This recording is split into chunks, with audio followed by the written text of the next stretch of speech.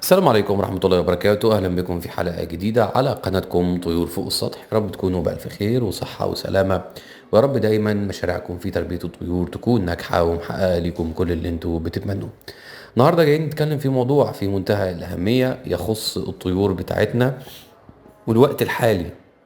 دلوقتي في بواقي فاكهة كتيرة جدا موجودة في السوق، لازم نستغلها ونديها للطيور بتاعتنا. للأسف بواقي الفاكهة دي بيتم إلقائها في الزبالة، واحنا بنشوف ده، وده خطر جدا جدا جدا. ليه؟ لأنه الطائر بيبقى محتاج بواقي الفاكهة دي في الوقت ده من السنة. في كل فصل وفي كل ظروف جوية احتياجات الطائر بتختلف، وده موضوعنا النهاردة. قبل أي حاجة اعمل لايك على الفيديو، اشترك في القناة، فعل زر الجرس عشان توصلك كل الحلقات الجديدة أول بأول. ويلا بينا ندخل في تفاصيل الموضوع على طول. ربنا سبحانه وتعالى بيبعت لنا احتياجاتنا في كل فصل على قدر احتياجات الفصل ده. يعني في الشتاء بيبقى فيه برد وبيبقى فيه انفلونزا، بتلاقي فيه برتقان طلع وفيه مش عارف ايه وفيه مش عارف ايه، حاجات مفيدة في فصل الشتاء. في الصيف كذلك، في الربيع كذلك، في الخريف كذلك. فلازم احنا ناخد بالنا من الموضوع ده. لما نلاقي الفاكهة انتشرت في ميعادها في اوانها، نعرف ان هي جودتها كويسة ان شاء الله، يعني مش متدخلة فيها اي كيماويات، ونعرف ان هي ناضجة، ونعرف ان هي مفيدة لينا كبني ادمين ومفيدة للطيور. واحنا طبعا يهمنا جدا ان احنا نتكلم عن الطيور. تمام.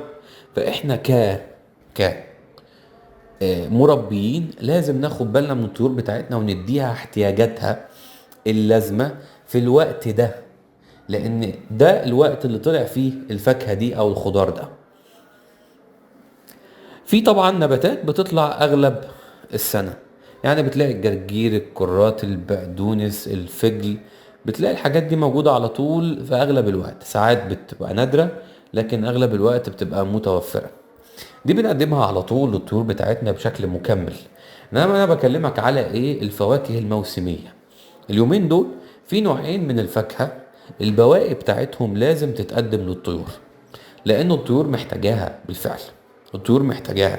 الطيور هتستفيد استفادة كبيرة جدا لما تستخدمها، وهتستفيد استفادة كبيرة جدا لما تاكلها وتدخل معدتها كده ايه، والفايدة تظهر. فايدة تظهر بشكل كبير على الطيور. تمام. فركز معايا عشان نتكلم على نوعين الفاكهة دول، وازاي تقدر تستخدمهم للطيور بتاعتك، وازاي تقدر تاخد منهم ايه اكبر فايدة في انتاجية البيض او في المناعة والصحة بتاعت الطائر. احنا عارفين طبعا انه مناعة الطائر وصحة الطائر بتعتمد اعتماد كلي على الفيتامينات والاملاح المعدنية تحديدا، واكيد طبعا البروتين والكالسيوم بعد كده، بس اهم حاجة الفيتامينات والاملاح المعدنية. واول فاكهة معانا النهاردة هي البطيخ. البطيخ طبعا احنا عارفين ان لما بناكله بنرمي القشر بتاعه، وفي ناس ما بتحبش تخلي القشر علشان بيبقى فيه ظن كده من بعض الناس انه قشر البطيخ بيأتي بالثعابين. ويمكن يكون الظن ده حقيقي، بس في الأماكن اللي فيها ثعابين. يعني ريحة البطيخ مش هتجيب الثعابين من مساحات أو مسافات بعيدة، وإنما ريحة قشر البطيخ ممكن تجيب الثعابين القريبة اللي هي في الأماكن اللي فيها النوع ده من الزواحف. ساعتها نقلق. إنما طول ما مفيش حوالينا ثعابين وكده، أو مصدر ممكن يجيب ثعابين، يبقى احنا ما نقلقش من الموضوع تماما. حضرتك اكلت بطيخه معينه، تمام، والبطيخه دي بمنتهى البساطه القشره بتاعتها لازم حضرتك تسيبها زي ما هي كده قدام الطيور، او تقطعها حتت بس مش حتت صغيره قوي. يفضل تسيبها زي ما هي عشان الطائر ينقر فيها بالمنقار بتاعه. تمام. وطول ما هي قدام الطائر، الطائر على طول هينقر فيها وهيستفيد منها استفاده كبيره جدا. خد بالك. تمام. انما انت لو قطعتها له حتت صغيره هتلخمه شويه عشان يعرف ياكل منها، انما وهي حته كبيره كده هينقر فيها وهي ثابته على الارض تقيله، فهيعرف يقطم منها حتت ويستفيد منها استفاده كبيره جدا. اهو قشر البطيخ ده مليان بالفيتامينات، مليان بالميه اللي بتقاوم الاجهاد الحراري، مليان بالاملاح، مليان بمضادات الاكسده المهمه جدا اللي بتنعش جسم الطائر وبتبعد عن الطائر اي مشاكل صحيه ممكن تتعبه بشكل او باخر. تمام.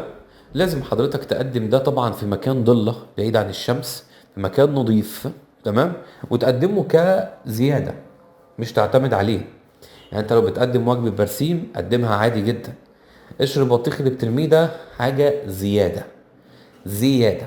وفي طريقة تانية لتقديم قشر البطيخ، ان حضرتك هتقطعه حتت صغيرة جدا، تمام، في الخلاط او بالسكينة، وتضيفه على بواقي الاكل زي الرز والمكرونة والكلام ده كله. برضه هيكون مفيد جدا جدا. هو هيغير الطعم شوية بالنسبة للطائر، طعم بواقي الاكل اللي هو متعود عليها، بس هيبقى برضه مفيد جدا وتأثيره هيبقى حلو جدا. وبكده انت هتضمن انه ايه، قشر البطيخ كله هيتاكل وهيبقى مفيد بالنسبة للطعم. حلو. ده بالنسبة لفاكهة البطيخ. في فاكهة تانية بقى اللي هي فاكهة الشمام، برضو نفس الموضوع بالظبط، لكن طبعا طريقة تقديمها للطيور بتختلف شوية عن قشر البطيخ.